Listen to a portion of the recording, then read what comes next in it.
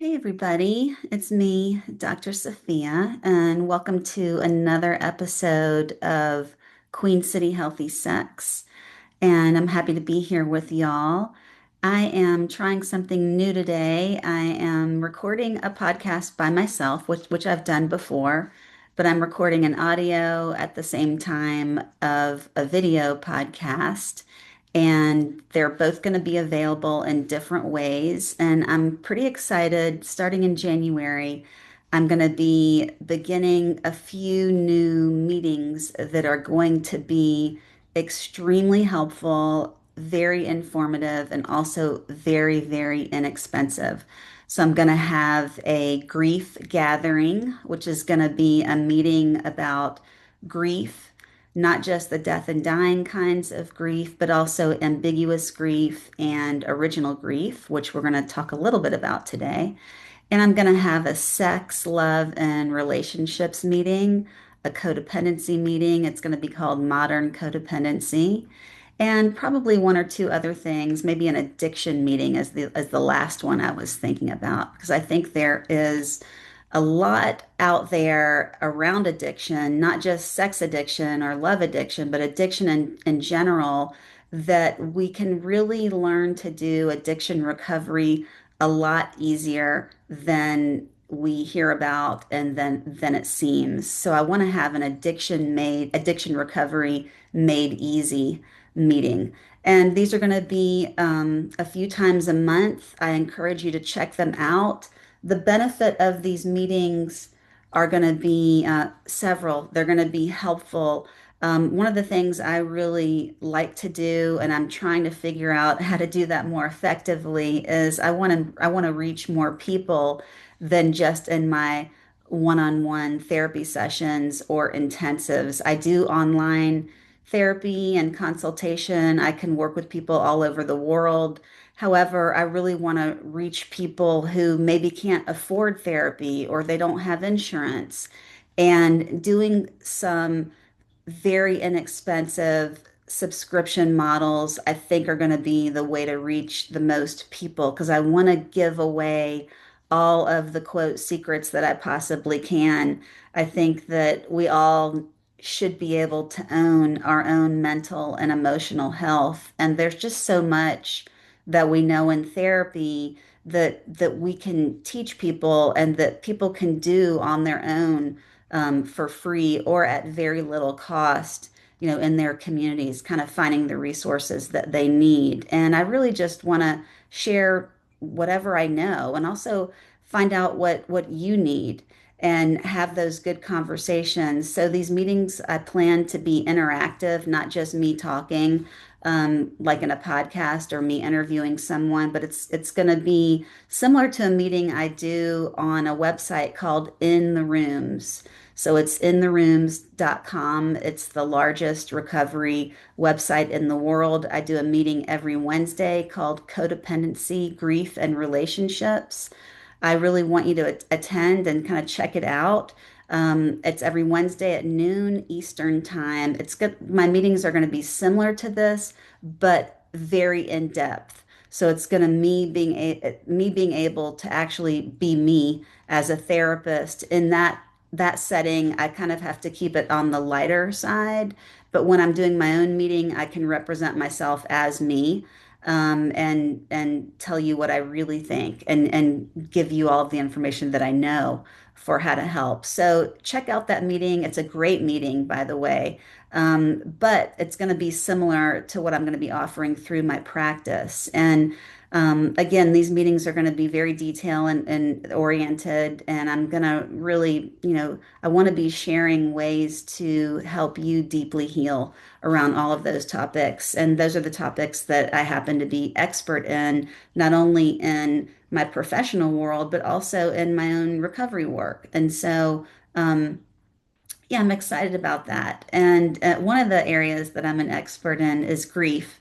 I actually don't do a ton of work around death and dying. Can I do that? Yes. And I do help people with that. But my grief interests really are with ambiguous grief and original attachment grief. We're going to talk a smidge about that today, so you'll know what that is if you're not sure. And again, come to that meeting on In the Rooms, codependency, grief, and relationships, and we talk all about that stuff. And you'll get used to seeing yourself and the grief that happens in your life because we all experience grief regularly.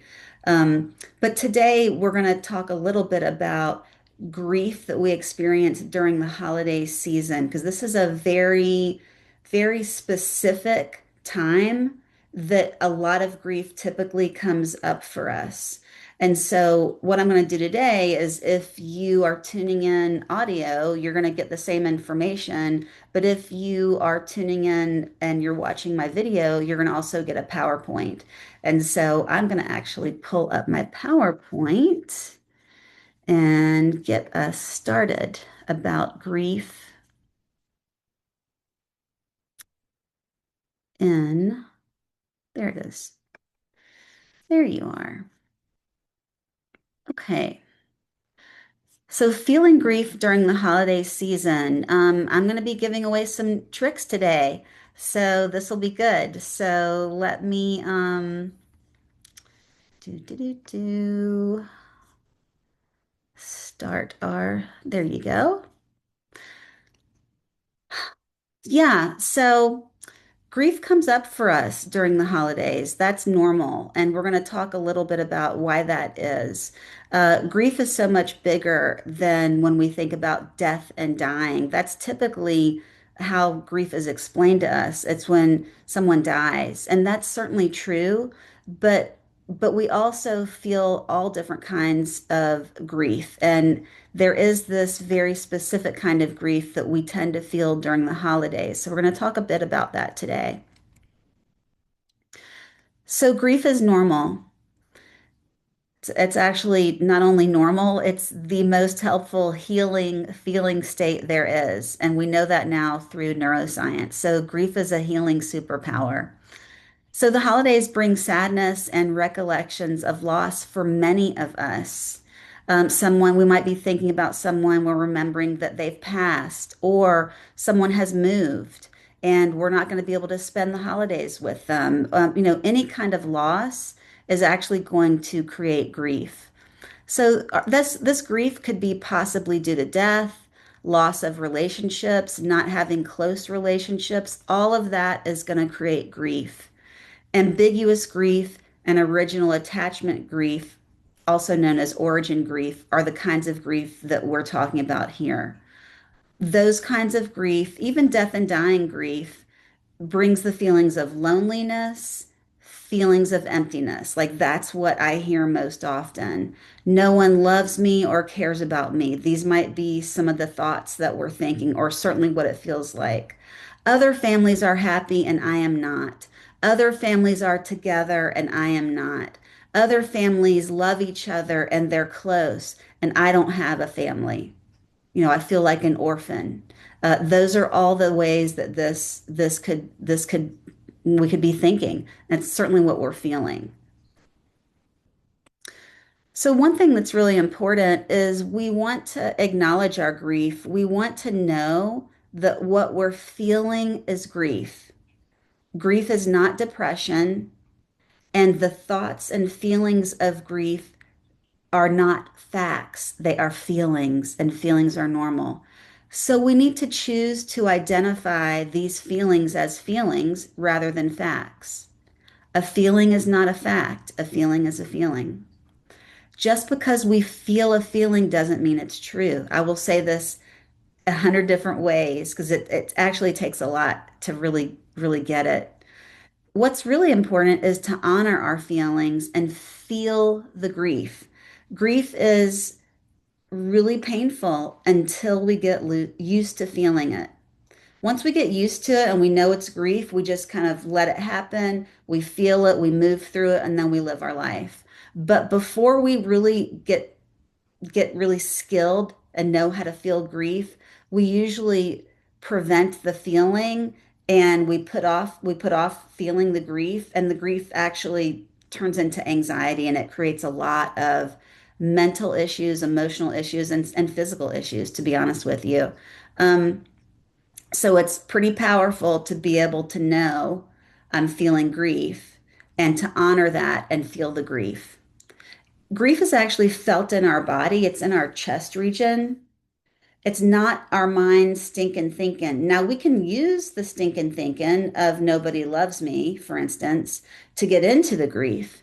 But when we're feeling the grief, we really want to try to direct our feelings into our body and away from thinking our feelings, which turns into rumination, which is often untrue automatic thoughts. So feelings are not felt in our brain up here in our thoughts. Feelings are felt in the body. And it's a skill. These are all skills I'm explaining. It's a skill of, oh, I'm thinking this really sad thing of nobody loves me. I wonder if I can think that and really try to direct that into my body and then feel the feeling fully and just keep feeling it. So why is it important to feel our grief?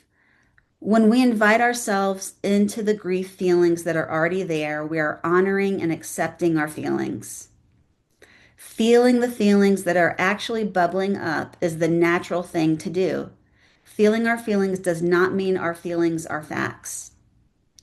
When we let ourselves feel our feelings, this is what helps us move through and not stay stuck in the stinking thinking.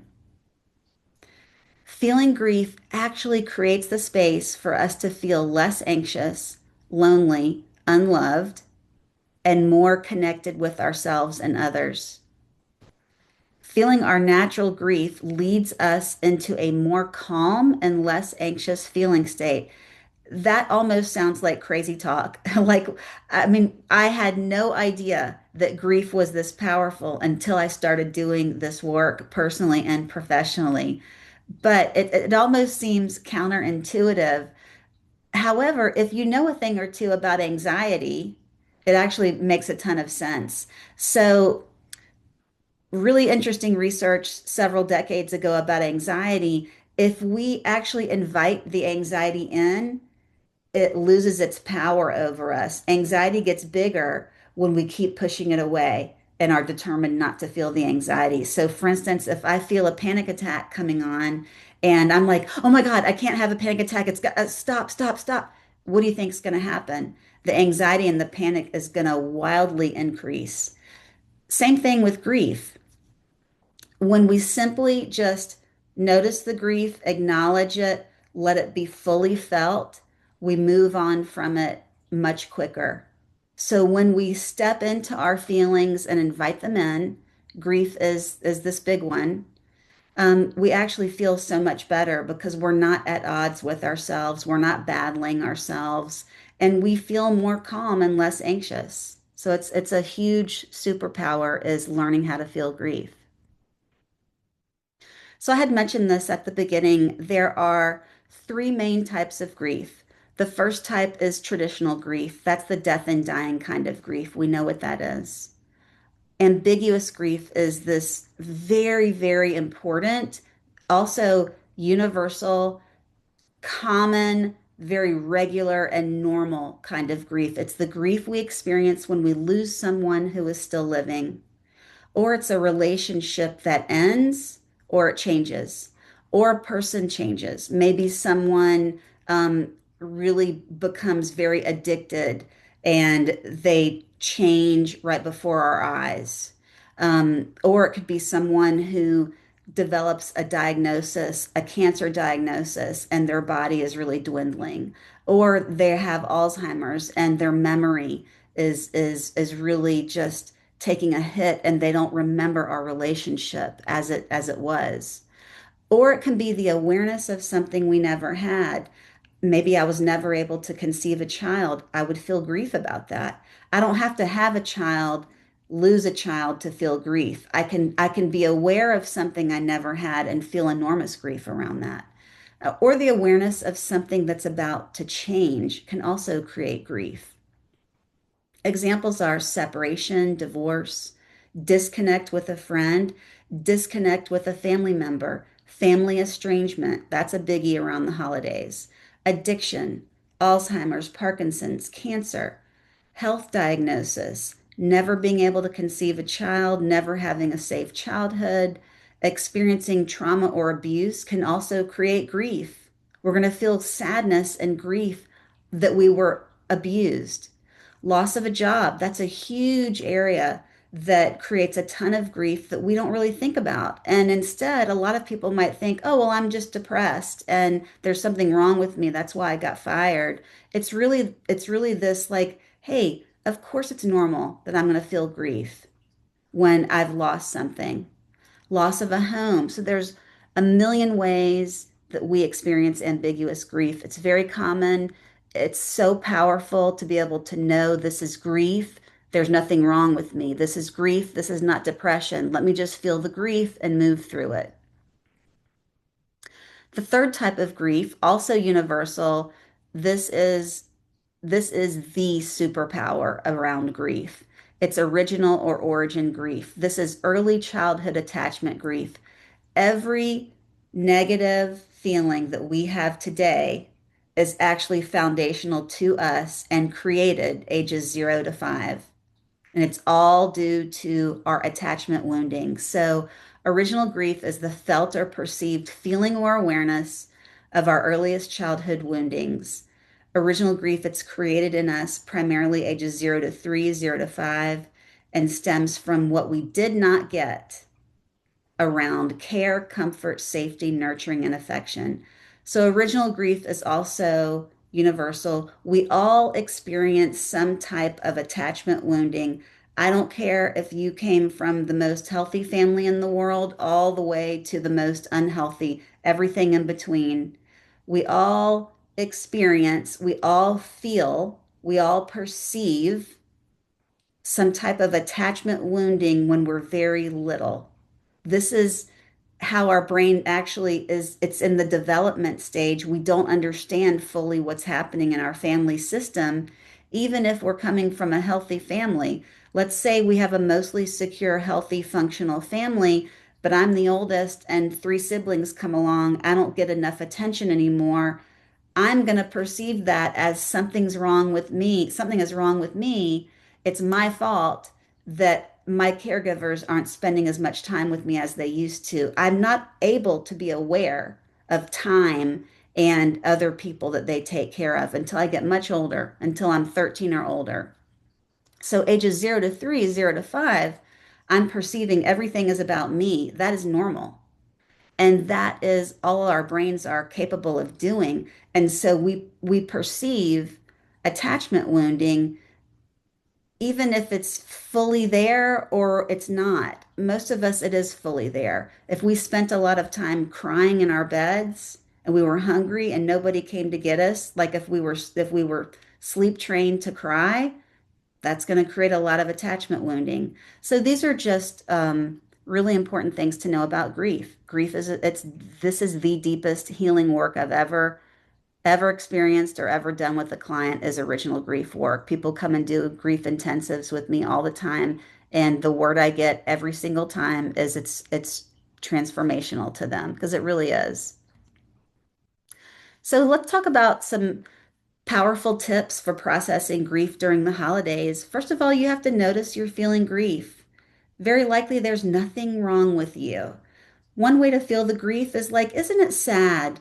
Isn't it sad that my son moved to Arizona and I'm really not going to see him much over the holidays? Yeah, it is really sad. I'm going to experience my grief around that. We want to feel the grief in our body instead of thinking the grief, which might sound something like, I'm just going to use that example because it's actually a real life example. I'm such a terrible mother. That's why I'm not going to see my son. My son doesn't love me. That's why I'm not going to see him very much over the holidays.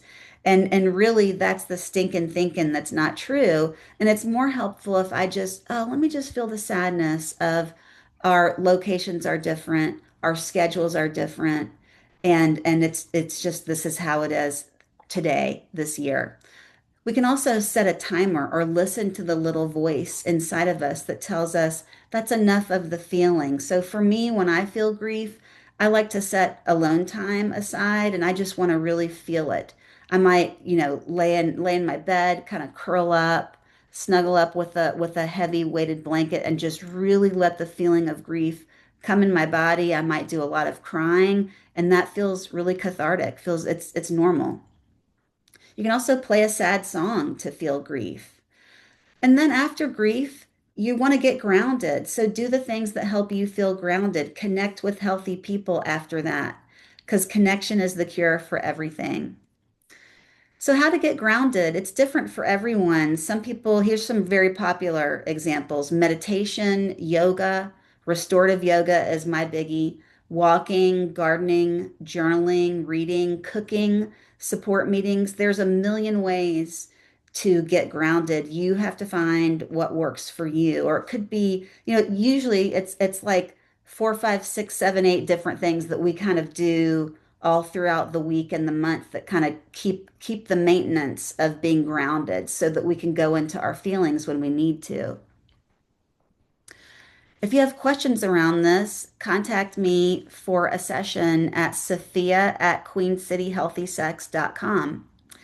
Also, pay attention to my websites and to my social media around these weekly meetings that are going to be starting in January. The grief meeting is going to be called a grief gathering. We're going to talk about all things about grief. It's going to be very, very good.